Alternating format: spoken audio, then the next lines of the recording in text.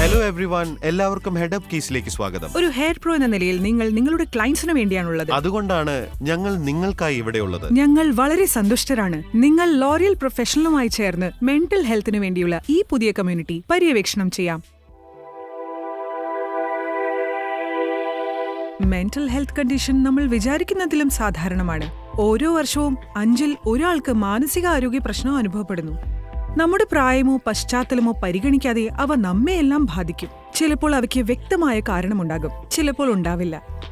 Mental ഹെൽത്തിന് ബന്ധപ്പെട്ട് 4 പ്രധാന വിഷയങ്ങളാണ് ഞങ്ങൾ കവർ ചെയ്യാൻ പോകുന്നത്. ആദ്യത്തേത് സമ്മർദ്ദം. ഒരു സാഹചര്യം, വ്യക്തി അല്ലെങ്കിൽ ഇടപെടൽ എന്നിവയോടുള്ള ഉയർന്ന പ്രതികരണമാണിത്.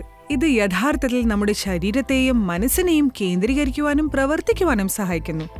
അടുത്തതായി ആങ്സൈറ്റിയാണ്. ഇത് സമ്മർദ്ദത്തോടുള്ള ഒരു പ്രതികരണമാണ്, എന്നാൽ ഇത് കൂടുതൽ ദീർഘകാലം ഉള്ളതും വിട്ടുമാറാത്തതുമാകും. ഇതൊരു നിരന്തരമായ വികാരമാണ്, ഫിയർ അല്ലെങ്കിൽ എക്സ്ട്രീം വറി. പിന്നെ നമ്മൾക്കുള്ളത് ഡിപ്രഷനാണ്. ഇത് നിങ്ങൾക്ക് സങ്കടമോ ധൈര്യമില്ലായ്മയോ നിരാശയോ ഉണ്ടാക്കും. കോൺസെൻട്രേറ്റ് ചെയ്യാനുള്ള നിങ്ങളുടെ കഴിവിനെ ഇത് ബാധിക്കുന്നു. ഇത് നിങ്ങളുടെ ദൈനംദിന ജീവിതത്തിനെ തന്നെ വെല്ലുവിളിക്കുന്നു. അവസാനം നമുക്കുള്ളത് ബേൺ ഔട്ട് ആണ്. ഇത് നിങ്ങൾ അമിതമായി ഇമോഷണലി ഡ്രെയിൻഡ് ആയിരിക്കുമ്പോൾ സംഭവിക്കുന്നതാണ്.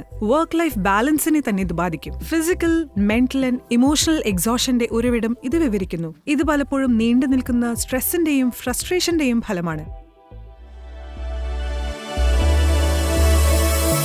മെന്റൽ ഹെൽത്ത് ചാലഞ്ചിന്റെ ലക്ഷണങ്ങൾ അറിയുക. അത് നിങ്ങളുടെ വെൽബീയിങ്ങിനെ സഹായിക്കുന്നതിനുള്ള ആദ്യ പടിയാണ്. ഡാനിയൽ, ആങ്സൈറ്റിയുമായുള്ള നിങ്ങളുടെ എക്സ്പീരിയൻസ് ഒന്ന് ഷെയർ ചെയ്യാമോ? എനിക്ക് തോന്നുന്നത് ഉത്കണ്ഠ കാലക്രമേണ രൂപപ്പെടുന്ന ഒന്നാണ്. ഓരോ കേസും ഓരോന്നാണ്. ചിലപ്പോൾ എന്റെ ഉത്കണ്ഠ കുറവാണ്, ചിലപ്പോൾ അത് വളരെ ഉയർന്നതായിരിക്കും. എന്നിൽ ഒരു പക്ഷേ ശ്വാസതടസ്സം, നെഞ്ചിൽ ഞെരുക്കം എന്നിവ വെല്ലുവിളികളായി അനുഭവപ്പെടുന്നു. ഉത്കണ്ഠതയുടെ തീവ്രത ഏറ്റവും ഉയരത്തിലെത്തിയാൽ എന്റെ കാലുകൾ മരവിക്കുന്നു. അതിനാൽ ഞാൻ തന്നെ ഒരു ശ്വസന വ്യായാമം എടുക്കേണ്ടി വരും. അങ്ങനെ അത്തരം ലക്ഷണങ്ങളിൽ നിന്ന് മോചനം നേടുന്നു. ഹെയർ ഡ്രസ്സർമാർ ആങ്സൈറ്റിയെക്കുറിച്ച് എന്നോട് സംസാരിക്കുമ്പോൾ ഞാൻ ശ്രദ്ധിക്കാറുണ്ട്. ഇക്കാര്യത്തെക്കുറിച്ച് പറഞ്ഞു വരുമ്പോൾ അവർ എങ്ങനെ കൂടുതൽ കൺട്രോളിംഗ് ആവുന്നു എന്ന് അവർ പറയുന്നു. അവരുടെ ചുറ്റുപാടുകളിൽ ആങ്സൈറ്റി നിയന്ത്രിക്കുവാനായി അവർ ശ്രമിക്കുന്നു, പക്ഷെ അത് വളരെ എക്സോസ്റ്റിംഗ് ആണ്. ഇത് കൂടുതൽ ഉത്കണ്ഠ സൃഷ്ടിക്കുന്നു, കൂടുതൽ സമ്മർദ്ദം, കൂടുതൽ സ്ട്രെസ്. നിങ്ങളെപ്പോലുള്ള പ്രോയിൽ നിന്ന് കേൾക്കാം.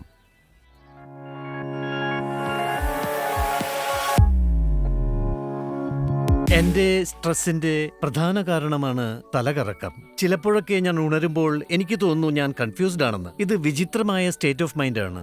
അതുകൊണ്ട് എനിക്ക് ആൻസൈറ്റി ഉണ്ടാകുന്നു. പിന്നെ പലപ്പോഴും എനിക്ക് അതുകൊണ്ട് തലകറക്കം ഉണ്ടാകുന്നു. എന്റെ ശബ്ദം പോകുന്നത് ഞാൻ എപ്പോഴും ശ്രദ്ധിക്കുന്നു. അതായിരിക്കും ആദ്യത്തെ അടയാളം. ഒരു സ്ത്രീയുടെ ശരീരത്തിന്റെ വിവിധ പ്രവർത്തനങ്ങൾക്ക് മാറ്റം വരുന്നു. നിങ്ങൾക്കറിയാവുന്നതുപോലെ വീണ്ടും നിങ്ങൾ ചെയ്യുന്നത് നിർത്തണമെന്ന് നിങ്ങളുടെ ശരീരം ആവശ്യപ്പെടുന്നു. എനിക്കുണ്ടായിരുന്ന പ്രശ്നമെന്നാൽ പേടിയായിരുന്നു. പിന്നെ ലോ ബ്ലഡ് പ്രഷർ കാരണം വിറയലുണ്ടാകാറുണ്ടായിരുന്നു. കൈകൾ മരവിക്കുമായിരുന്നു. ഞാൻ കൈകൊണ്ടാണ് ജോലി ചെയ്യുന്നത്. പിന്നെ എൻ്റെ മൂവ്മെൻറ്റ് തെറ്റാനും പാടില്ല.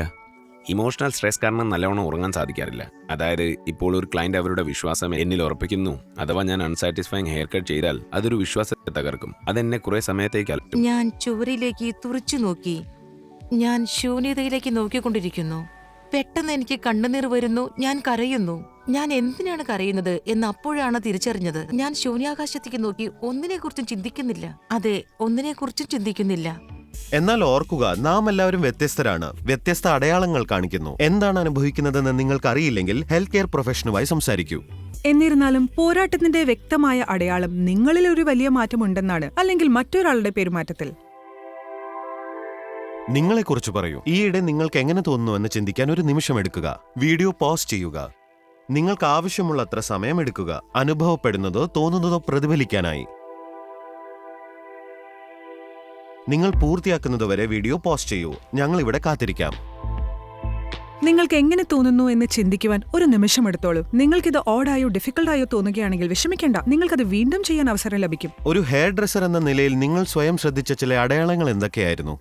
എന്നെ സംബന്ധിച്ചിടത്തോളം ടീൻസ് ആൻഡ് 20s ഞാൻ ഡിപ്രഷനുമായി മല്ലിട്ടു. പിന്നെ എന്താണ് ശരിക്കും ബുദ്ധിമുട്ടിച്ചതെന്നാൽ ആരും അതിനെക്കുറിച്ച് സംസാരിച്ചില്ല എന്നതാണ്. ഞാനിത് ആക്സെപ്റ്റ് ചെയ്യാമെന്ന് കരുതി. അത്ര അധികം അപമാനമുണ്ടായിരുന്നു. എവിടെ നിന്ന് ഹെൽപ്പ് ലഭിക്കുന്ന പോലും അറിയില്ലായിരുന്നു. അപമാനം പല രൂപത്തിലാണ് വരുന്നത്. നമ്മുടെ എല്ലാ മാനസികാരോഗ്യ ക്ഷേമത്തിനും ഏറ്റവും വലിയ തടസ്സങ്ങളിൽ ഒന്നാണിത്. വാസ്തവത്തിൽ ഉത്കണ്ഠയോ വിഷാദമോ ഉള്ള 40% ആളുകളെ സഹായം തേടുന്നതിൽ നിന്ന് ഇത് തടയുന്നു. ഇത് നമ്മെ ഏകാന്തരും ഒറ്റപ്പെട്ടവരുമാക്കും. അതുകൊണ്ടാണ് ഞങ്ങൾ ഹെഡപ്പ് കീസുമായി ഇവിടെയുള്ളത്.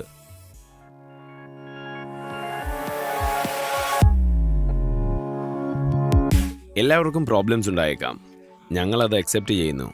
കാരണം പാസ്റ്റ് ലൈഫിലെ പ്രോബ്ലംസ് ഉണ്ടാവും. നമ്മൾ ഉള്ളിൽ ഒതുക്കാറുണ്ട്. നാം എല്ലാവരും പല കാര്യങ്ങളിലൂടെ കടന്നുപോകുന്നു. നിങ്ങൾക്കറിയാമോ, ചിലപ്പോൾ നിങ്ങൾ അത് പരിഗണിക്കുവാൻ ആഗ്രഹിക്കുന്നില്ല. നിനക്ക് ആ അപമാനമുണ്ട്. ഇല്ല, കുഴപ്പമില്ല, എനിക്കൊരു കുഴപ്പവുമില്ല, ഞാൻ അതിനെക്കുറിച്ച് ചിന്തിക്കേണ്ടതില്ല. ചില സംസ്കാരങ്ങൾ നിങ്ങളെ പഠിപ്പിക്കുന്നു, എന്നെ പഠിപ്പിച്ചു. നിങ്ങളുടെ പ്രശ്നങ്ങളെക്കുറിച്ച് നിങ്ങൾ സംസാരിച്ചാൽ നീ ബലഹീനനാണ്. കാരണം നിങ്ങൾക്ക് സഹായം ആവശ്യമുണ്ട് എന്ന് മനസ്സിലാക്കിയാൽ അത് നിങ്ങൾക്ക് നിങ്ങളെ സഹായിക്കാനും കെയർ ചെയ്യാനും ഹെൽപ്പ് ചെയ്യാനും അതേപോലെ ഇതേ പ്രശ്നമുള്ള മറ്റുള്ളവരെ സഹായിക്കാനും സാധിക്കും. എനിക്ക് തോന്നുന്നു ഹെൽപ്പ് ആവശ്യമുണ്ടെങ്കിൽ അത് ചോദിക്കണം. അതാണ് കൂടുതൽ നല്ലത്. ഏറ്റവും നല്ല കാര്യമാണ് സംസാരിക്കുക. നിങ്ങൾക്ക് മോശം തോന്നുന്നുവെങ്കിൽ മോശമായി തോന്നിക്കൊള്ളട്ടെ, പക്ഷേ പരവതാനിക്ക് താഴെ കൂട്ടിവെക്കരുത്. കാര്യങ്ങൾ കൈകാര്യം ചെയ്യാനുള്ള കഴിവ് എല്ലാവർക്കുമുണ്ട്. ഏറ്റവും നല്ല കാര്യമാണ് സംസാരിക്കുക. ഇത് അത്യാവശ്യമാണ്. നിങ്ങൾക്ക് തോന്നുന്നത് കുഴപ്പമില്ലെന്ന് നിങ്ങൾ അറിയണമെന്ന് ഞങ്ങൾ ആഗ്രഹിക്കുന്നു. നമ്മുടെ വികാരങ്ങളെ തിരിച്ചറിഞ്ഞ് അംഗീകരിക്കുക എന്നതാണ് നിങ്ങളുടെ യാത്രയുടെ ആദ്യ പടി. നിങ്ങൾ സ്ട്രഗിൾ ചെയ്തില്ലെങ്കിൽ വളരെ നല്ല കാര്യം. നിങ്ങൾ അങ്ങനെ തന്നെ തുടരണമെന്ന് ഞാൻ ആഗ്രഹിക്കുന്നു. അതുകൊണ്ടാണ് ഹെഡ് അപ്പ് കീസ് നിങ്ങൾക്കും കൂടിയുള്ളത്. നിങ്ങളുടെ മെന്റൽ ഹെൽത്ത് വെൽബീയിങ്ങിനുള്ള ടെക്നീക്കുകൾ ഇവിടെ പഠിക്കും. ഇത് ഹെഡ് അപ്പ് സമയമാണ്. ആ ഹെഡ് അപ്പ് നോട്ട്ബുക്സ് പുറത്തെടുക്കുക. ഞങ്ങളുടെ ആദ്യ എക്സസൈസ് സെൽഫ് റിഫ്ലക്ഷന് വേണ്ടിയുള്ളതാണ്. കുറച്ച് നിമിഷങ്ങൾക്ക് മുമ്പ് നിങ്ങൾക്ക് എങ്ങനെ തോന്നുന്നു എന്ന് ചിന്തിക്കാൻ ഞാൻ ആവശ്യപ്പെട്ടല്ലോ. ഇപ്പോൾ ആ ചിന്തകൾ കടലാസിൽ പകർത്താം. എഴുത്ത് എനിക്ക് സുരക്ഷിതമായ ഒരു ഇടം പോലെയാണ്.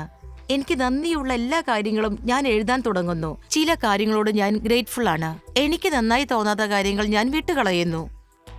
മാനസികാരോഗ്യത്തിനും വ്യക്തിഗത വളർച്ചയ്ക്കുമുള്ള മികച്ച ഉപകരണമാണ് ജേർണലിംഗ്. ഇതാണ് ഏറ്റവും കൂടുതൽ തെറപ്പിസ്റ്റുകളും കൗൺസിലർമാരും മാനസികാരോഗ്യം കൈകാര്യം ചെയ്യുന്നതിനായി ശുപാർശ ചെയ്യുന്ന മാർഗം. ജോലി ചെയ്യുമ്പോൾ ചിന്തകളും വികാരങ്ങളും വഴിതിരിക്കാൻ നിങ്ങൾക്കിത് ഉപയോഗിക്കാം. ഉത്കണ്ഠ, വിഷാദം, പിന്നെ നിങ്ങളുടെ സ്വപ്നങ്ങളിലും. ജേർണലിംഗിന്റെ ഏറ്റവും മികച്ച ഭാഗം അത് ചെയ്യാൻ നിരവധി മാർഗങ്ങൾ ഉണ്ടെന്നാണ്. നിങ്ങൾക്ക് എങ്ങനെ തോന്നുന്നു എന്ന് റിഫ്ലക്ട് ചെയ്യാൻ നിങ്ങൾക്ക് ആവശ്യമുള്ള സമയമെടുത്ത് മനസ്സിൽ വരുന്നതെല്ലാം എഴുതുക.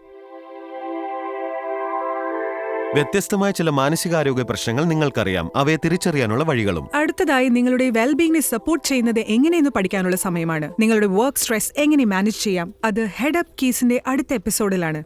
പിന്നെ കാണാം.